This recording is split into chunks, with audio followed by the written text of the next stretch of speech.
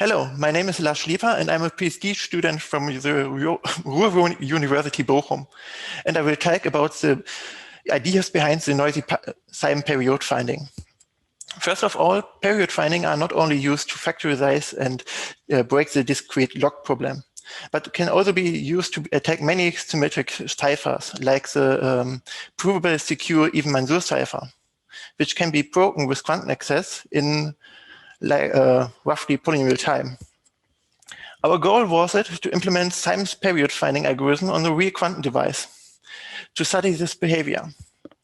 Since today quantum computers are not noiseless, we expect some error noise measurements, and we was interested in the question how this errors looks like if we can, despite this errors, still compute the hidden period out of the measurements, and whether we can even gain advantage from this noisy quantum computers.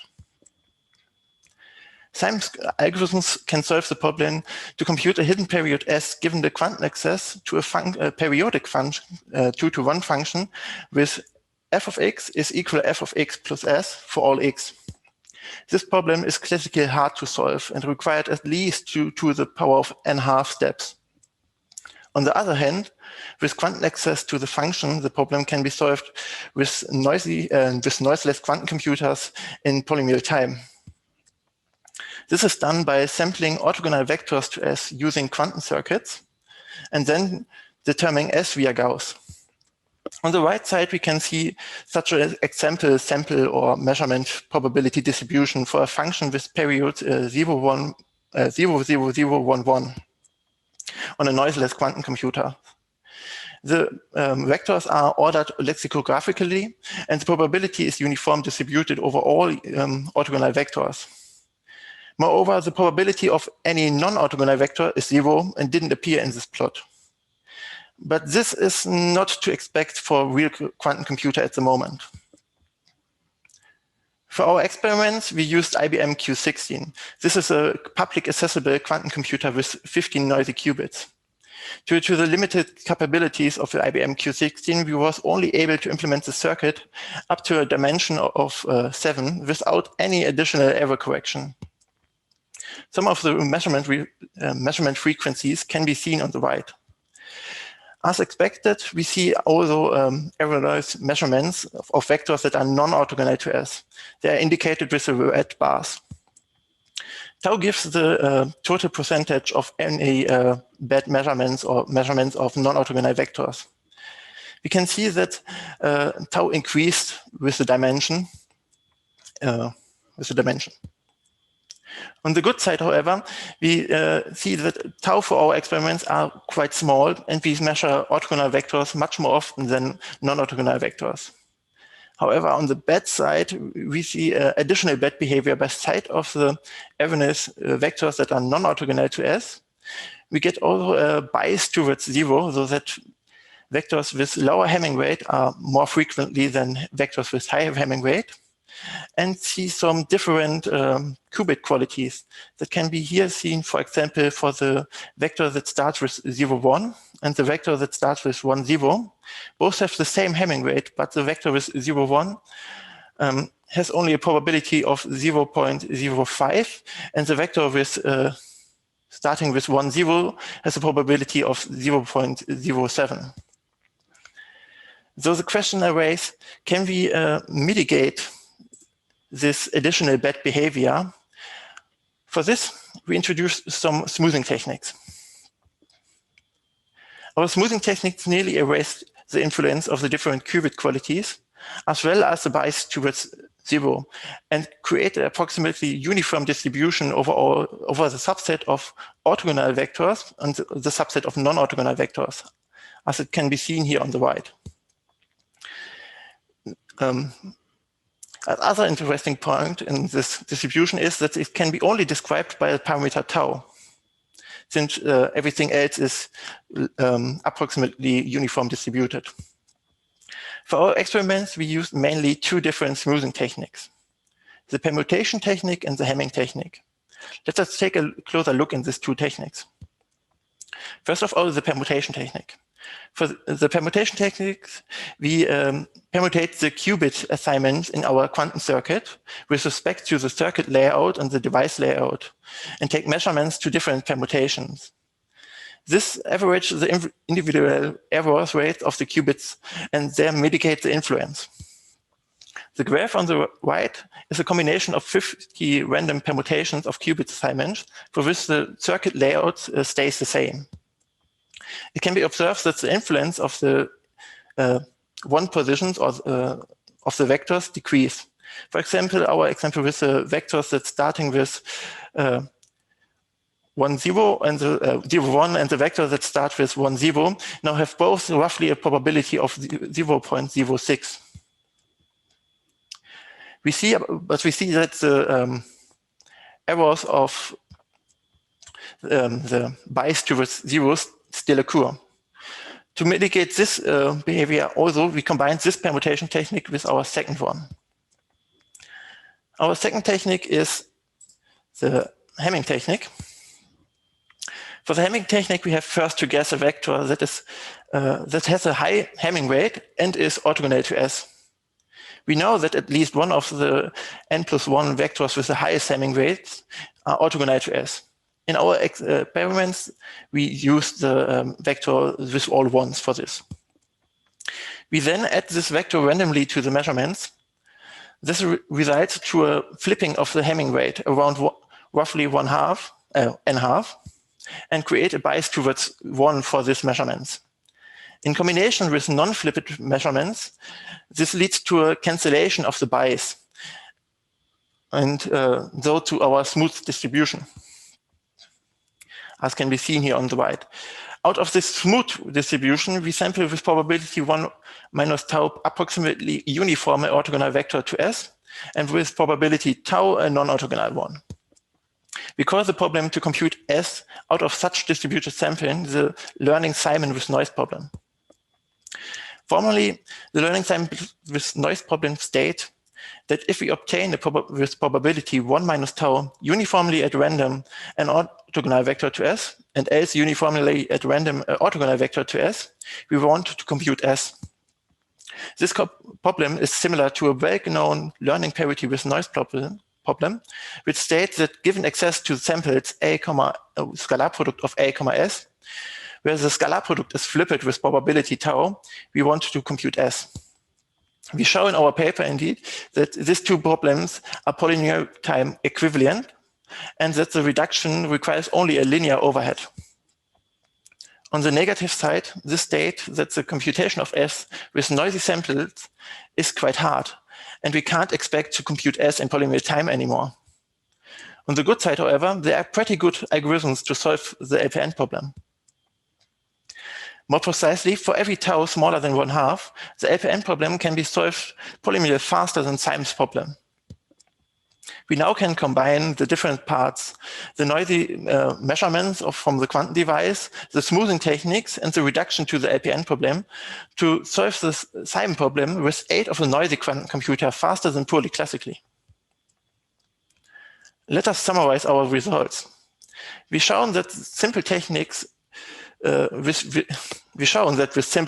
the problem to handle the noisy output can be translated to a LSN problem, and that the LSN problem then is tightly polynomial equivalent to the LPN problem. In combination, we obtain a polynomial speed up against purely classical solution to Simon problem. I thought they're no longer exponential one. In conclusion, this leads to the fact that even mid-scale noisy quantum device might be useful and provide an advantage over purely classical approach for such kinds of problems. Thank you for your attention. Hi, my name is Marloes Venema, and I will be presenting the paper, A Bunch of Broken Schemes, a simple yet powerful linear approach to analyzing security of attribute-based encryption, which I wrote with my co-author, Greg Alpar. So first, I want to talk a little bit about the relevance of attribute-based encryption, or ABE for short. Especially ciphertext policy, ABE is a very popular primitive. Many schemes have been designed for various applications involving, for instance, the cloud. And the reason why this is such a popular primitive is because it allows for the secure management of data despite having an untrusted platform. And especially multi-authority variants of ABE are very popular because it allows for the sharing of data across domains. So for instance, if you consider a medical setting in which you have insurance companies and hospitals, you could still securely share data. So in order for ABE to work securely in that regard, it needs to be secure. Unfortunately, proving and even verifying security of ABE is very difficult. And to sort of illustrate this, we've broken several pairing-based schemes in this work. To learn something from this, we systematize our methods to a linear approach. And this approach consists of stronger attack models, a concise notation because we use pairing codings, and finding attacks generically. And this actually simplifies security analysis considerably because we first manually analyze the security.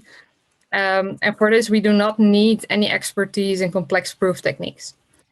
So before we start on anything related to our approach, talk a little bit about what is attribute-based encryption. So much like in traditional public key crypto, we consider a setting with an Alice and Bob. And in this setting, Alice is often the sender and Bob is often the receiver.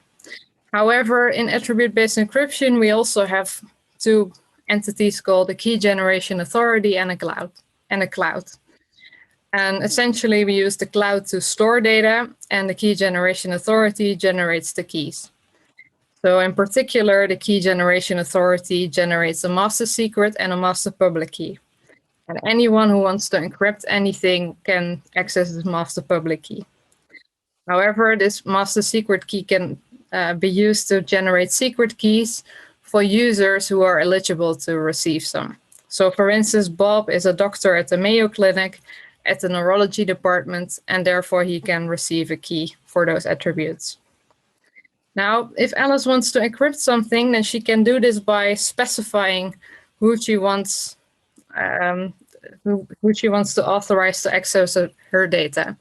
So for instance, she could say only doctors and nurses at the Mayo Clinic at the neurology department can decrypt my data. So she could specify this in a policy, encrypt her data under the master public key, and then put it on the cloud. Now, Bob can decrypt this because he has a secret key that satisfies related to attributes that satisfies the policy. So because he is a doctor at the Mayo Clinic at the neurology department, he can decrypt. And importantly, Charlie, who is a nurse in the radiology department, cannot decrypt this. And of course, people who do not have secret keys can also not decrypt this. So this sort of implies that we have a notion of security for attribute-based encryption. And much like in traditional public key crypto, we consider the indistinguishability under chosen plain text attacks. So for those of you who know what that means, the attacker will specify two messages. The challenger will encrypt one of the two. And then the attacker has to guess at the end of the security game which ones of the messages was encrypted. And he should not be able to do this with more than negligible advantage over random guessing. However, the attacker is actually allowed to do more. So like we said in the previous slides, Charlie, who is a radiology nurse, may also have a key. And we even don't want them to be able to decrypt because he's not authorized to see the message. So the attacker can sort of do this by querying secret keys for sets of attributes. And of course, none of these sets of attributes may be authorized to decrypt the ciphertext in the first place. So in particular, the attacker can query more than one key, which sort of symbolizing collusion. So Charlie can work together with Dave and with Erica, and these might also have their sets of attributes. And even if they have that, they should not be able to decrypt. So formally, the security model covers collusion and INT-CPA security, but it actually also protects against other attacks. And these attacks will be very important in our methodology. So implicitly, this model ensures that users cannot collectively decrypt if they cannot individually decrypt. They can also not generate a key for the collective set of attributes or extract the master key. And these give rise to our attack models. So in a master key attack, the attacker would acquire a master key of one of the key generation authorities. In an attribute key attack, the attacker would generate a secret key for the collective set of attributes. In a decryption attack, the attacker would decrypt the ciphertext for which he has no authorized key.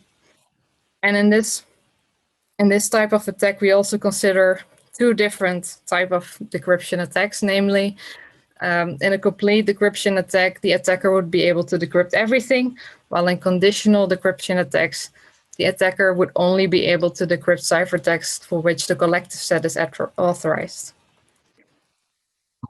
So if we look at the security model, we have like a key query phase, a challenge phase, and another key query phase. And our attacks sort of relate to that model like this. So the master key and the attribute key attacks should be manageable to perform after just one key query phase. For the complete and the conditional decryption attacks, we also need a ciphertext, which is the one that we get from the challenge phase. So note that these attacks are much stronger than chosen plaintext attacks. So if we can find them, then we can also perform a chosen plaintext attacks, which also means that we cannot use these models for proving security, but we will show that they are very useful for proving insecurity. So especially these attacks, these are very strong. But we see that they're actually also very powerful. Like we can break many schemes with respect to these attacks. Another aspect of our methodology is that we use pairing codings. So a popular subclass of ABE uses pairings. And a very commonly used abstraction in this regard are pairing codings, which is essentially what happens in the exponents of the schemes. For those of you who are a little bit familiar with these schemes. And essentially what we're doing is we sort of symbolize pairing operations with multiplications of these pairing codings. And other group operations are essentially the same as doing additions and subtractions. And the advantage of this is that we have much shorter, much more structured notation. And because we strip away all of the group structure, it is also generic. And as we see, finding attacks generically is essentially just the same as doing linear algebra. Linear algebra is for most of us, I think, easier than doing complex security analysis. So this is useful. Now, to see how this sort of works, the approach, we give an example of one of the schemes that we broke, which is called DACMAX. And we found a complete decryption attack. And if we look at the paper, then we see that it's 2 pages, 2 columns. And if we just abstract away everything that we do not need, so the group structure, all of the functionality that we do not want to break, but just like the basic scheme, then we can sort of condense all of that information in a couple of lines. So we have the key components, we have the ciphertext components, we have a blinding value. So the blinding value is what hides the message. So if we can find that, then we can also decrypt the ciphertext. So now the goal is also very clear. We want to have this alpha IS, and we also know what we have. So from that, it also becomes relatively easy to find an attack. So we have a goal, we have alpha IS, and we know that we can multiply key and ciphertext components and basically linearly combine them in order to retrieve this blinding value. So instead of blindly trying all combinations, we're going to do this also in a very targeted way. So we just look at which combinations to make in order to retrieve alpha IS. So by multiplying the first 2 components, we gain this. And we know that we need to cancel these parts. And then we just have to see which combinations to make in order to do that. And we see that we can do that. So the attack works. Now, the advantage of this approach is also that it extends very naturally to the multi-authority setting. So in a multi-authority setting, we consider that's the setting in which we have one authority, but two or more, basically. And like in this example, we have a hospital and insurance company, which might not trust one another. So this also implies a security notion. So this additional security requirements essentially says that the scheme should still be secure with respect to the honest authorities, even if one or more are corrupt. And we can do this by modeling the knowledge that the attacker gains. So in our approach, we would extend the space with coefficient in which the coefficients live in the linear combinations. And this may enable an attack against the honest key generation authorities. So in order to see how powerful this approach is, we have broken quite some schemes, 11 schemes. And actually, the majority of all of these schemes are broken with respect to the strongest attack models. So the master key attacks and complete decryption attacks. So yeah, the most part are broken under corruption, but this still breaks these schemes. And only 2 of them are broken under attribute key attacks under collusion. So that's how powerful this approach is. 9 out of the 11 schemes are broken under their 2 strongest attacks. So in conclusion, we presented a simple yet powerful linear approach to analyzing security of ABE. And it's very effective in practice. We broke a bunch of schemes, and it's a very useful tool in the design of an analysis of schemes. Thank you for your attention. The topic we are going to discuss today is zero correlation linear cryptanalysis with equal treatment for plain texts and tweakies. And my name is Chao Niu from Shandong University, China. The author of this paper is Chao Niu, Muzhou Li, Siwei Sun, and Meiqing Wang. First, we will introduce the motivation and the contributions of this work. And next, we will introduce the new zero correlation linear cryptanalysis method and the automatic search method. About zero correlation linear cryptanalysis. Zero correlation linear cryptanalysis is a variant of linear cryptanalysis. Another interesting development of the zero correlation linear cryptanalysis discussing the effect of the two keys are proposed by Ankara et al. Their method applies to cipher with linear two-key schedule and work at the word level, which can miss some non-obvious distinguishers. Motivation and contributions. Many block cipher include Twig-ball block cipher or include more complex key schedule, such as nonlinear S-box. Due to its complexity, it is hard to derive the propagation of the linear mask by hand. So looking for an automatic search method can help. We generalize Ankara et al.'s idea by considering zero correlation linear approximation involving the bits of plaintext case and twigs. And our method works at the bit level. We will introduce the original zero correlation linear cryptanalysis. We call the n-bit vector alpha and beta a linear mask on the plaintext and the ciphertext, and define the following equation as the correlation between alpha and beta on the block cipher E. Bracket alpha X denote the inner product of plaintext X and the linear mask alpha. We can see that when we traverse the plaintext X, we can get the value of the above formula.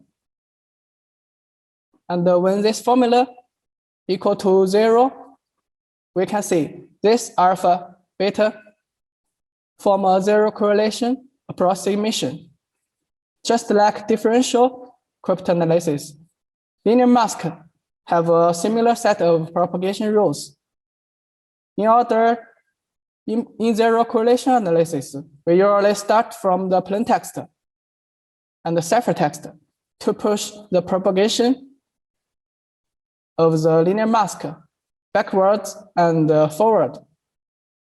When the mask propagation in the two directions meets together and contradiction occurs, we find a zero correlation distinguisher. Then we will introduce a 4-round AES zero correlation distinguisher.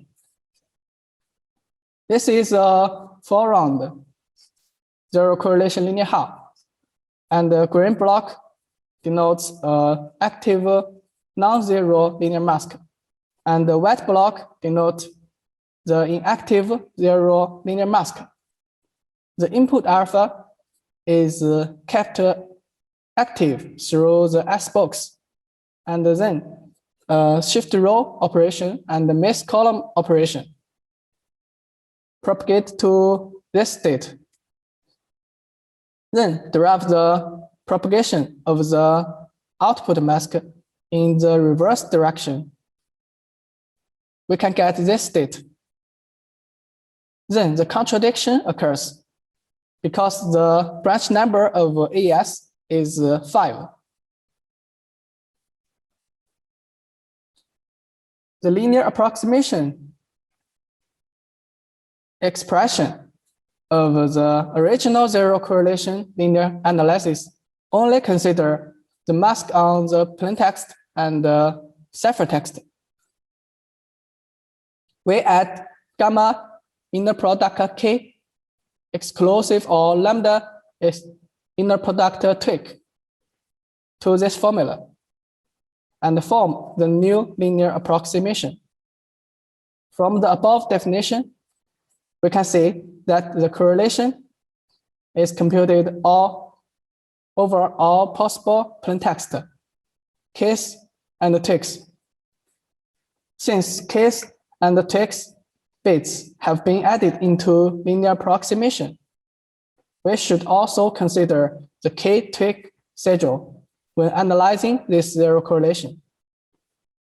In order to better understand the propagation of the mask on the K-twig schedule, we first introduce two propagation rules. The correlation is not zero if and only if the output mask alpha is equal to the two input mask. When the linear mask passes through the branch operation, the correlation is not zero if and only if the output mask is the exclusive OR of the two input mask. Alpha exclusive OR beta exclusive OR beta equals to alpha. Next, we will consider a simple Tickball block cipher. As shown in the figure, lambda denotes the linear mask on the master twig. Gamma I denotes the linear mask on the S-round subtwig. Because the mask propagation through an exclusive OR operation, so the linear mask on the subtwig is gamma 2. Since this Tickball block cipher exclusive or the same twig T in each round, according to the branch operation rule, we have linear mask on master twig lambda equal to the exclusive or sum of linear mask gamma 0 to gamma R. Then we can get a set of all possible lambda that make the correlation non-zero. Finally, we pick a lambda not in this set, and then we can deduce the contradiction. What happens when we consider a block cipher with a complex K schedule? The main idea is the same.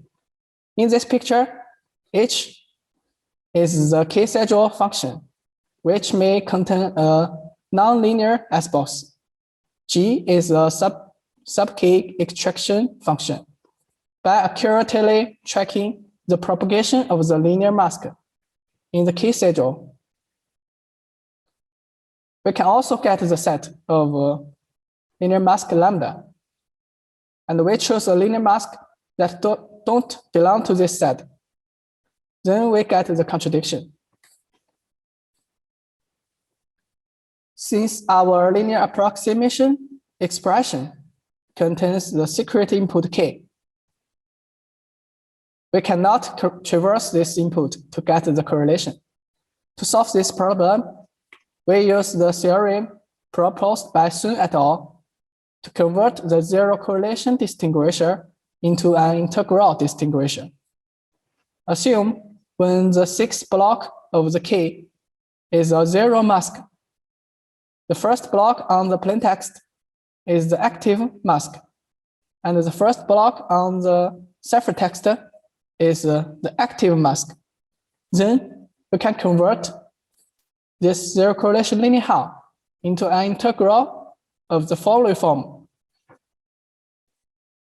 where the sixth block in the K is active, and in plaintext, except for the first block as a constant, the others are active, and we can get the first block of the ciphertext as a balanced block.